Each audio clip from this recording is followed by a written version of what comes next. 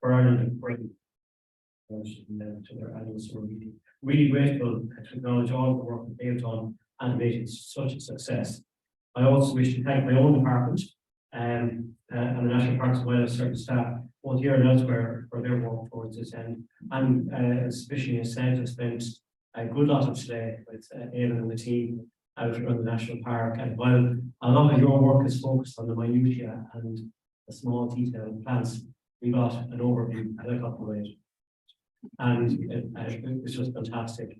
Get an overview of the national park and see the scale of our national park and see challenges that are there in terms of management of such a vast area.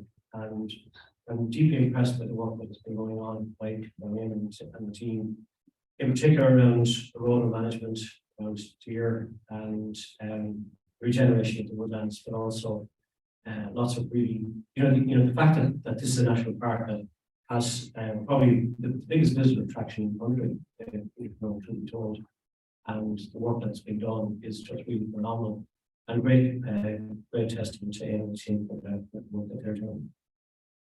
And last March, it was my great pleasure to launch the BSBI's fantastic Atlas 2020 at the National Botanic Gardens in Glasnevin. I was really grateful to receive a copy of the Atlas, which is right based on my desk in their house.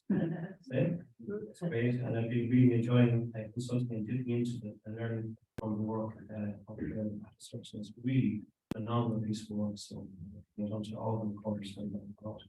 And I know that over time you're going to carry the gathering records that will make their way into the next Atlas, whatever that may be. And I really hope that significant progress in halting and reversing the declines in our national flora, which were identified in the current Atlas, will be evident in the next. I know, Shane, when we spoke the last time at the launch, there was something you highlighted to me as being deeply worrying in terms of the loss of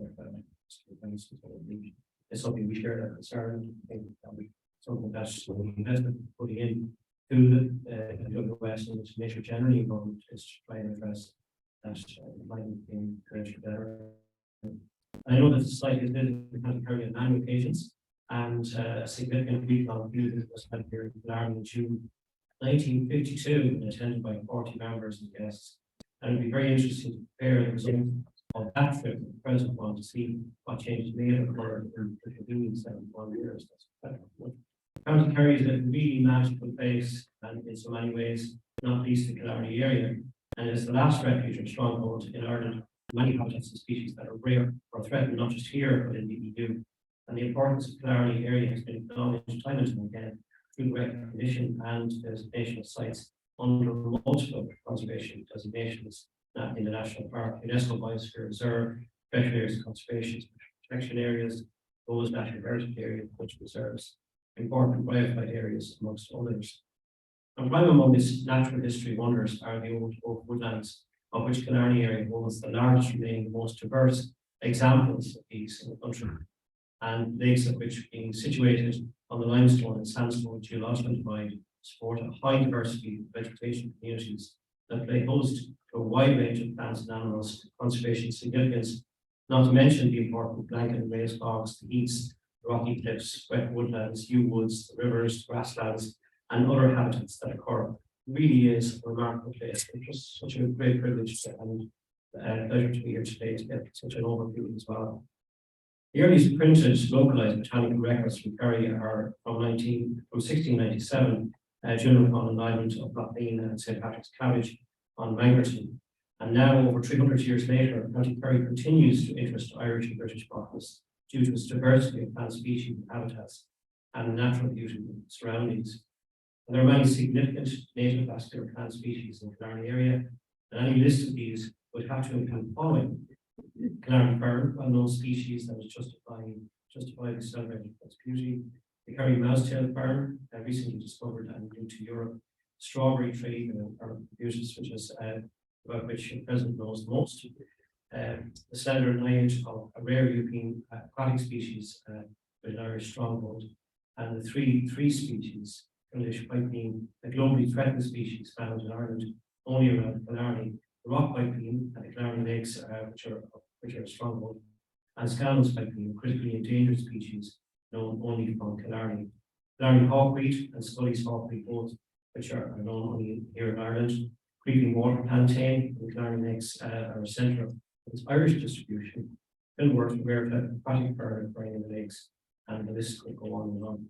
Generally, the common names of some of the species grown at Killarney bear of Killarney or Kerry testament the very special nature of the area and indeed of the county as a whole.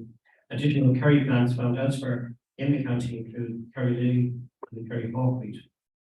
Killarney area is also known, of course, and home to the internationally important Moss, Liverwort, and lichen communities. There are large numbers of species, some found only in Ireland, only in this area. So we are here for plants, and I couldn't miss the opportunity to mention a few of the animals for which the Killarney area is so special. White-tailed eagles, of which we've heard so much in recent years, and I know there's successful nesting taking place here in the park. Native red deer, Ireland's largest land mammal, Killarney shad, or the green or landlocked great shad, inhabiting the lower lake. Quite prominent moth, recently recorded in the National Park, and a magnificent freshwater prawn when we took the flight over the Parks Bay. We saw some of the rivers there holding that again, doing quite well. And again, it was an exhaustive list here. Killarney National Park is also one of the largest herd of prairie cattle remaining in the country, and it's gratifying to know that this iconic rare breed has a safe future there on the care of our department's national parks and wildlife service staff. And again, we looked at some of the conservation grazing areas as well today as well. It's just some really wonderful work going on there. However, the natural history of Killarney area is, of course, not without its problems. Grazing pressure by deer, the invasion of inland plant species, deterioration of water quality, and uncontrolled burning, amongst other threats and pressures. And I know the staff of my department and elsewhere are working hard to address these challenges and to ensure maintenance and restoration should be required of a high conservation status of protected areas.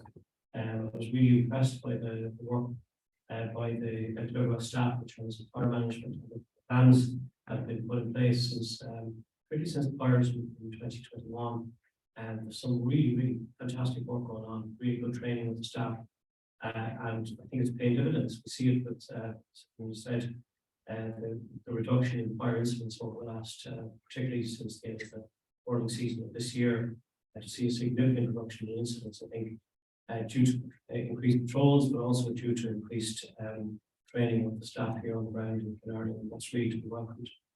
And just as well, I met with the Killarney Mahon as well today, and they're just doing fantastic work. Really great group of people, and always deeply impressed by the work they're doing. That voluntary work that's really complementary to the work that our staff are doing here in the National Park.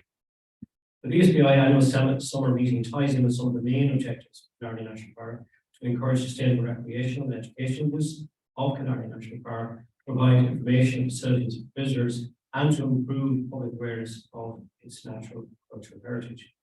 And with regard to sustainability, given the sensitive nature of the habitats in County Kerry, the FWS will be assisting in reducing the environmental footprint of the event through the use of local boat operators and of shared transport options where possible. I'm told weddings are required tomorrow. Yes, that's here anyway. So local boat operators will be will bring participants to recording locations, and this will not only reduce the numbers visiting certain areas, but participants will also benefit from hearing the rich local culture and history during their boat trips. Doubtless botanical knowledge will pass the other way to be imparted to future boat tripping visitors to the park. The number of car journeys will be reduced through the use of small buses rather than compact cars to bring people to recording locations, as well as the use of conference room meetings in the day accommodation or work areas for talks, workshops, and associated meetings. And I know that the annual summer meeting will not be entirely confined to the Killarney area, and that some of you will be venturing forward to see some of the plant specialities of other parts of the county, including the Lonely Paddle Strand. As some of you may know, I enjoy a good song, and I'm not going to sing for you, but that's very that. Really. If I may be permitted to read a few lines from a well-known song about a place in North Kerry beyond Paddle Strand, it sums up my feelings about this magical county. You may travel far, your own native home, far away over the mountains, far away from the home. But of all the fine places that I've ever seen, there's none to compare. There's to County Kerry with its many wonders, it's truly beyond compare. And I just want to wish you all the very best. Him has asked me to mention as well the Osprey project, I think, which is we're ready to launch. I think we're almost ready to launch. So just watch out for that later this year. I think it's really exciting to see the introduction of the Osprey into Irish studies, and great testament to the work that's already been underway with the Whitehead Legal Project. But I think it's something, again, what we've been trying to achieve over the last number of years is not just about these iconic species, but also to ensure that we have in place good support mechanism, good support for our team, the MPWS teams on the ground, to ensure that nature can thrive, nature can be restored, and nature can be there for all of us to enjoy, to record, to share, and to value. So again, I wish you a really successful few days. I think it's going to be fantastic. I'm sorry I can't see Richard. I'll see Richard for most of the time tonight. Wish you all the very best.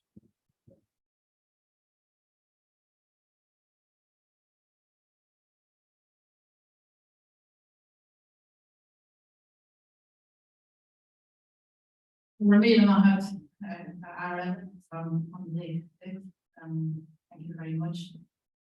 We carry straight on to talk to the minister. As you said, we may have to leave early, unfortunately, for later on. And we now have Rory Hall, who is Vice County Report.